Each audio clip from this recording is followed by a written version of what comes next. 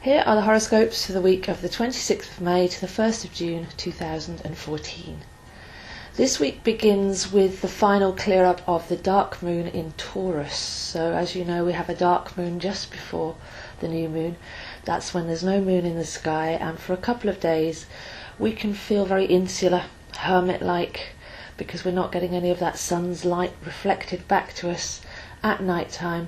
So the nights are darker and more silent in a way, and this is a great opportunity to just look into the darkness, to clear out anything from the last month that needs to go, and to get ready for the new moon, which comes in on Wednesday. So we have a new moon in Gemini, and this is a very fresh feeling. New moon opens up a 2-week window, and Gemini is all about communication and monitoring our thoughts to make sure that when they become words, when they become actions, when they become a reality, we're actually manifesting something coherent and authentic. So we'll be watching our minds through the month of Gemini, and that's when the sun goes through the sign of Gemini. But with the Gemini new moon on Wednesday, this is the real ignition point to actually look at our words and our actions and where they come from, what thoughts we're tuning into. Now, Mercury will be going retrograde in Gemini later on, so this will be part of a 3-stage story, and this is stage 1.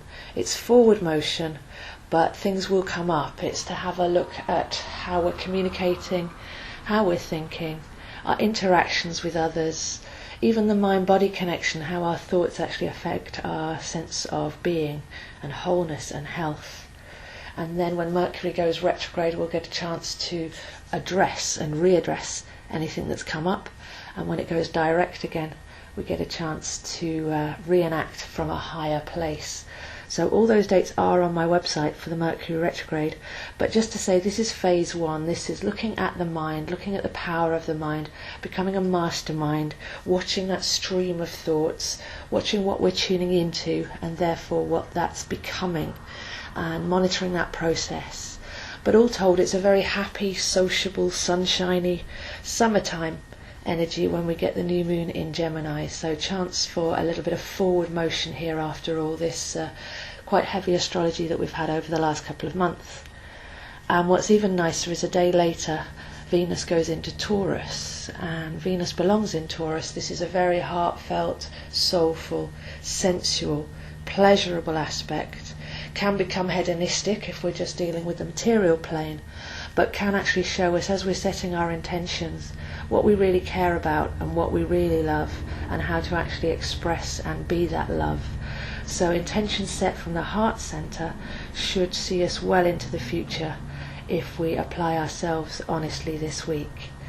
So all in all, it's a week of 2 halves, the final clearing, letting go of any of the stresses and strains, any of the frictions and tensions up until Tuesday, and then Wednesday, Thursday just ushers in some lovely, fresh summertime energy where we can start to step forwards, make a plan for the next 6 months maybe, but with an intentional, true mind, rather than just thinking that this is what we want but we haven't gone in and checked its authenticity and its integrity. So those are the horoscopes for this week, and I'll see you next week.